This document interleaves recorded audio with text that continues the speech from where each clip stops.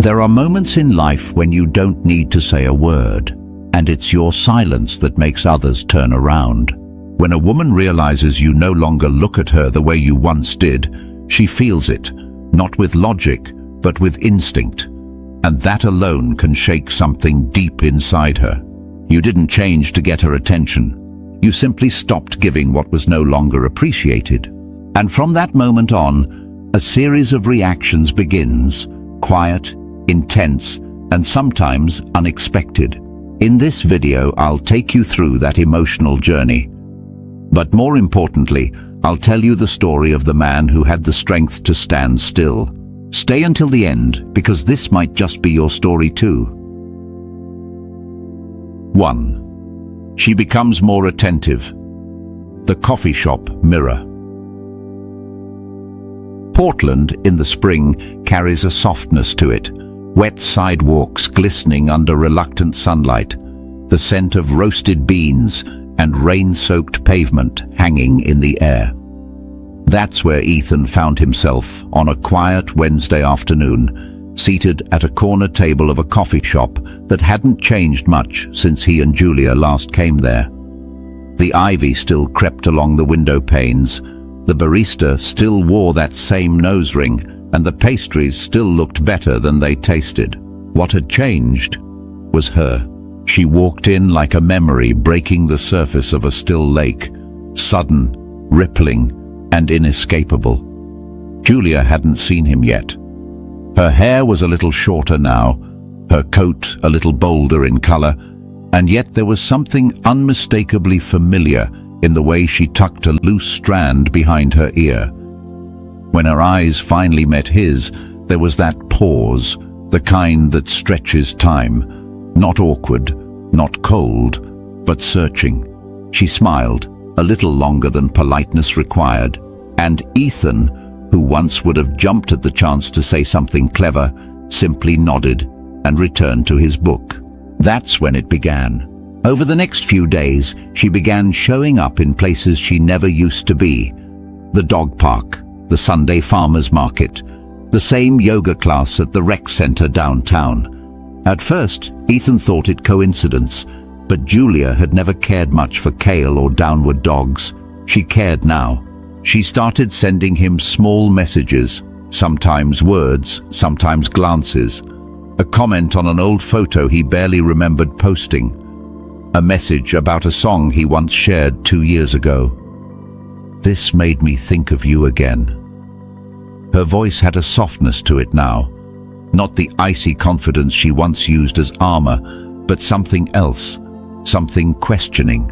When women realize they've lost a man's attention, it's not always heartbreak that moves them first.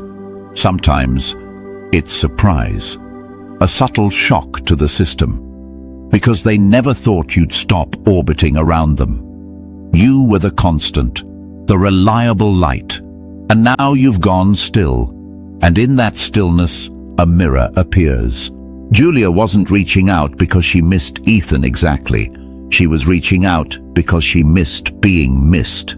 The absence of his pursuit created a silence she didn't know how to sit with. So she filled it with attention, questions, laughter that arrived a little too easily, compliments that now seemed overly observant. And Ethan? He noticed, of course.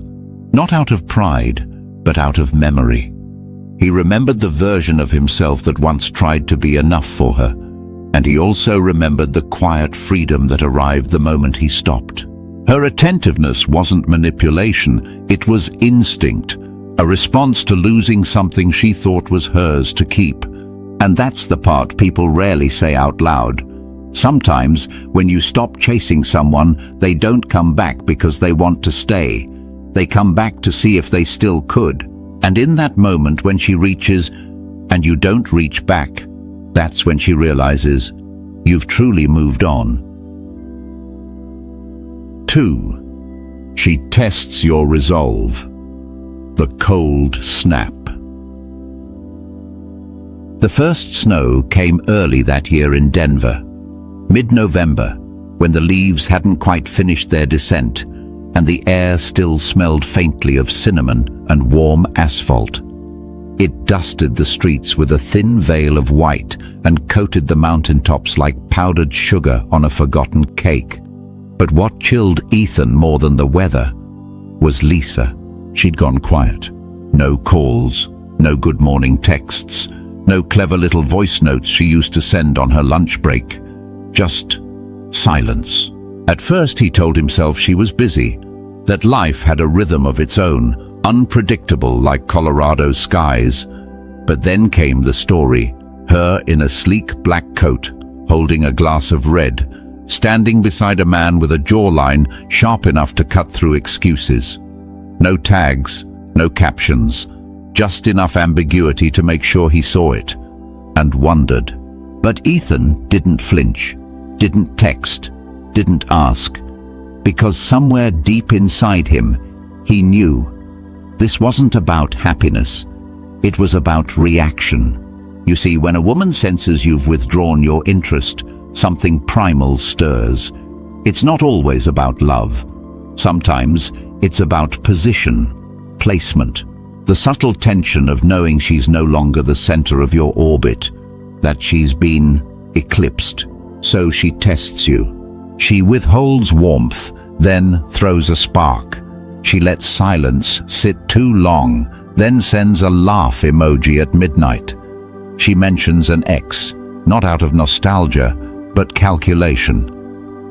"We ran into each other yesterday," she says. "So weird, right?" And when you pause, not because you're jealous, but because you're tired of the games, she adds, "Relax, I was joking." Lisa was never cruel, but she was clever.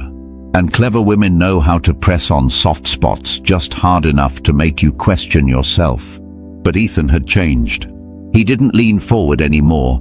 He didn't try to decode her silences or fight invisible rivals. He simply breathed. That's what resolve looks like. It's not loud or proud. It's quiet, like a cabin sealed against the storm. It's when you let the cold come and choose not to chase the heat. Women don't test because they're wicked. They test because they're afraid. Afraid they've lost power. Afraid they've lost value. And sometimes afraid you finally found peace without them.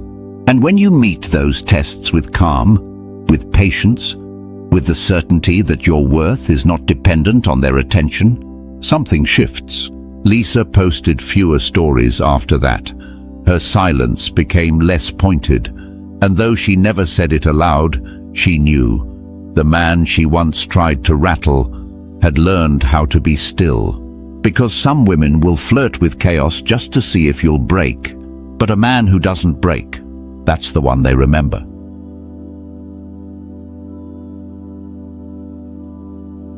Three, she becomes emotionally unpredictable. The ocean in her eyes.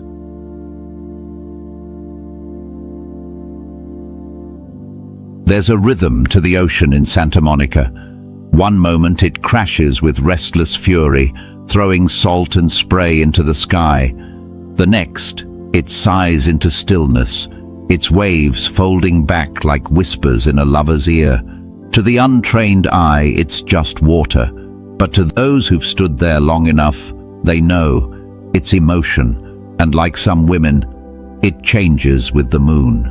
That evening, Ethan watched the sky turn gold behind the pier, his phone buzzing with a message that simply read, "I miss you." No punctuation, no emojis, just 3 words. He stared at it for a moment. Not because he didn't know what to say, but because he knew exactly what it meant. Julia had sent it. After 2 weeks of silence, after walking away with a cold certainty that stung for days. And now, like a tide rushing back, she had returned, soft, unsure, seeking something unnamed. The next day, nothing. No reply to his response, no follow-up, just digital silence, as if her confession had never existed. Until midnight. The call came through as he sat by the window, mug of tea in hand, snow falling outside like quiet thoughts. Her voice trembled through the speaker. "I don't know what we are anymore." And then the tears came, raw, messy, unscripted. That's the thing with emotional unpredictability. It isn't always manipulation. Sometimes it's a heart trying to make sense of its own fractures. When a woman feels the current shifting, when the man who once pursued her no longer sends morning greetings or watches her stories, something inside her stirs. It isn't always about wanting him back.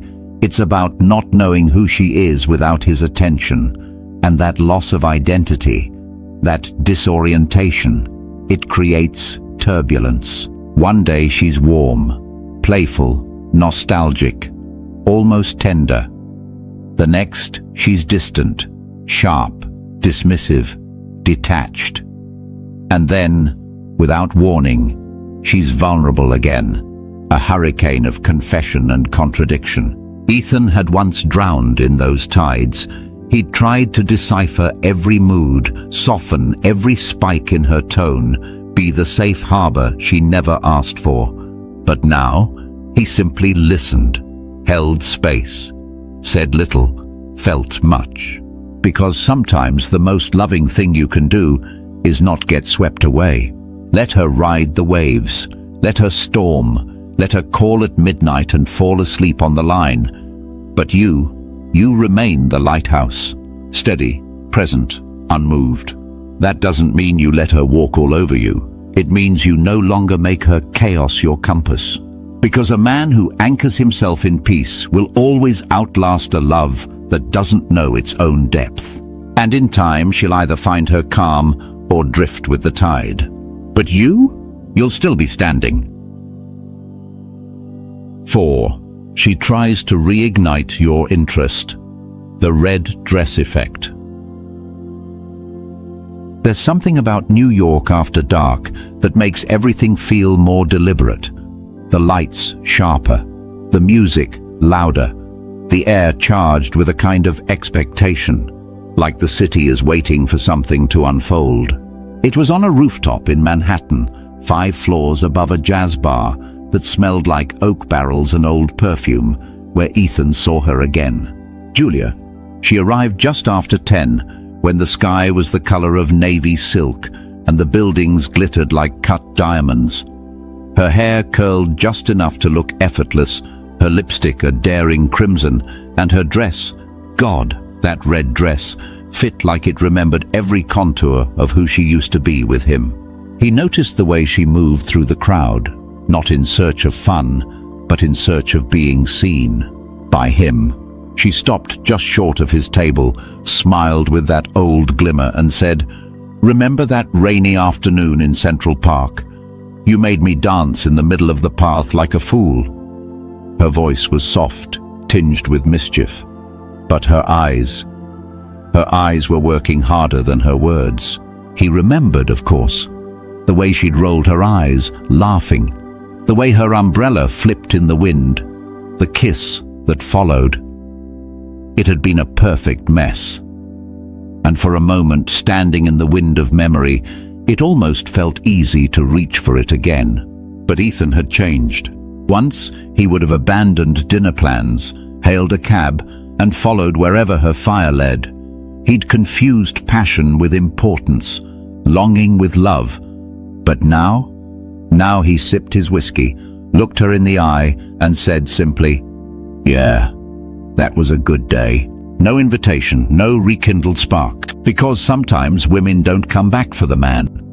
They come back for the version of themselves they saw reflected in his eyes. When she senses you're no longer captivated, she'll try to become captivating again. More laughter, more touch, more tailored compliments. She'll remember your favorite drink, your playlist from 2 years ago, the name of your childhood dog. Not because she's changed, but because she wants to remind you of the girl who once had your full attention. And maybe she has changed. Maybe the red dress wasn't armor, but vulnerability wrapped in satin. Maybe she did show up not to manipulate, but to matter again. But a high-value man knows attention is earned, not inherited. So Ethan didn't dismiss her. He didn't mock the effort. He just didn't bend to it.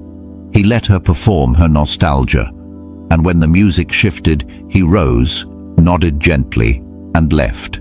His presence as steady in departure as it had been in distance. Because the most powerful moment in a man's life is not when he wins the girl back. It's when he realizes he no longer needs to. 5. She plays mind games, the puzzle pieces. In Chicago, just after the first frost painted the edges of car windows and the city exhaled its early winter breath, Ethan saw the post. Julia, hair windswept, standing beside a man whose face was just slightly out of frame.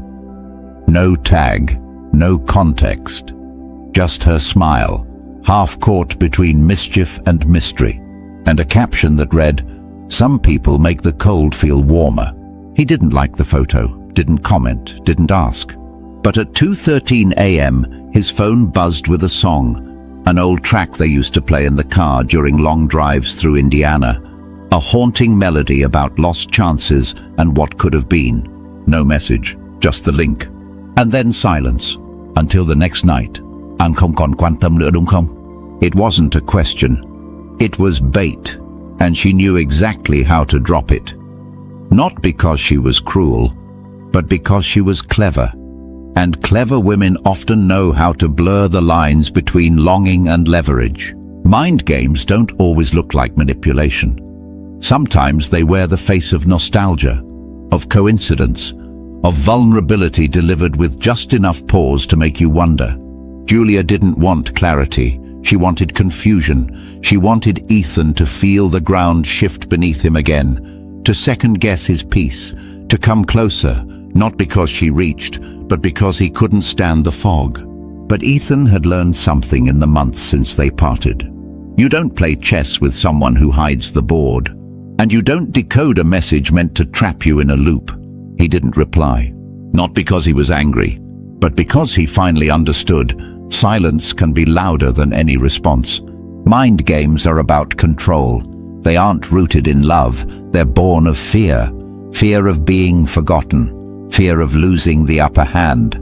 Fear that perhaps the person you once had wrapped around your finger has now slipped through. And when a woman sends you mixed signals, hot, then cold, close, then far, it's not always to win your heart back.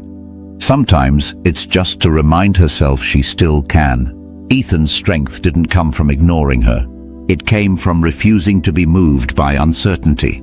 A man who knows who he is doesn't need to chase clarity where there is none. He lets the pieces fall where they may, and if the puzzle doesn't make sense, he sets it down. Because not every unfinished story needs an ending, and not every message deserves a reply. And as the city lights of Chicago flickered outside his apartment window, Ethan closed his phone, sipped his coffee, and let the silence sit beside him like an old friend. Because sometimes the most powerful move is no move at all. 6. She attempts to reassert dominance. The crown slips. It was late fall in Boston, where the wind carried the scent of dry leaves and memory. The kind of air that made you reach for sweaters and old photographs without realizing why.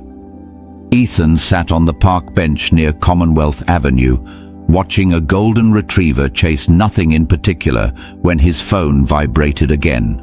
"Julia, you've changed," she wrote. Not in a good way. There was no greeting, no context, just that. A week ago, she'd messaged him casually about some restaurant they used to love. A few days later, she'd mentioned how exhausting it was being pursued by men who don't actually understand her. She dropped their names like coins in a jar, clinking just loud enough for him to hear. But Ethan didn't rattle. Because when someone walks away from you and then circles back with criticism cloaked as concern, it's rarely about you. It's about power. Julia wasn't trying to reconnect. She was trying to reclaim a throne she felt slipping beneath her. The one where Ethan once stood beneath her gaze, trying to earn her approval like sunlight through stained glass. Now that he no longer looked up, she questioned who he'd become. "You used to be softer, sweeter.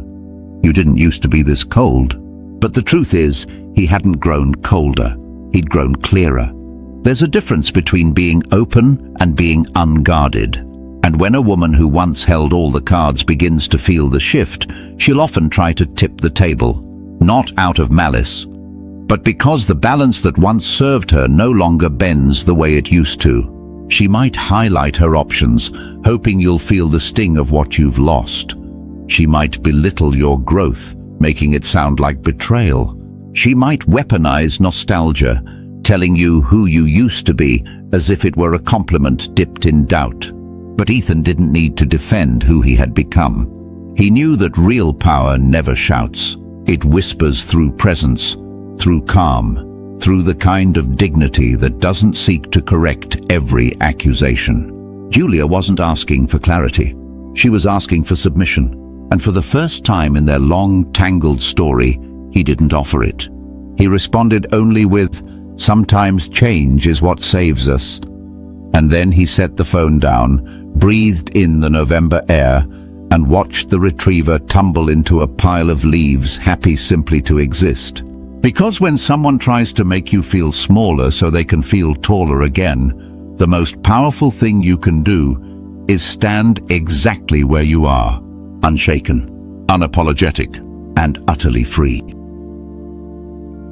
7. She pursues you more aggressively. The echo after the storm. Rain had just passed through Savannah. The streets were still damp, glistening like wet silk beneath the gaslight lamps, and the Spanish moss hung lower, heavy with the weight of weather and memory. Ethan hadn't thought about Julia for days, not with the kind of ache that lingers anyway, just the occasional flicker, like an echo of a song once played too often. But then came her message. "Hey stranger, just drove by that little Italian place we used to go to. Made me smile. You still go?" The next day, it was a photo of their old bench by the river, followed by a coffee invite, and then a longer message that ended with, "I miss talking to you." It wasn't desperation. It was calculated softness, persistent warmth, a tone that said, "I've changed. You can let me back in now." But Ethan knew better than to mistake pursuit for purpose. Because sometimes, when the storm dies down and the dust settles, people don't return because they finally see your worth. They return because they can't stand the silence you left behind. Julia had tried silence. She'd tried coldness, nostalgia, flirtation, even criticism. And now, when none of that had brought Ethan back, she tried kindness, presence, initiative. She sent songs they once danced to, mentioned how she still wore the old hoodie he left behind, talked about her therapy sessions, how she was working on herself. All good things, all the right things. But Ethan had learned to listen with more than his heart. Because a woman who once held your soul in her hands and dropped it without ceremony may come back to see if it still beats for her. Not because she wants to hold it again, but because she wants to know she still could. That's not cruelty. That's humanity. The fear of being forgotten runs deeper than most people admit. And Ethan didn't judge her for coming back. He just didn't open the door as quickly this time. Because growth had taught him that love isn't proven in sudden gestures, but in sustained change. And time is the great revealer of intentions. So he replied politely, accepted the coffee invite but postponed it, laughed at her joke but didn't rekindle old flames.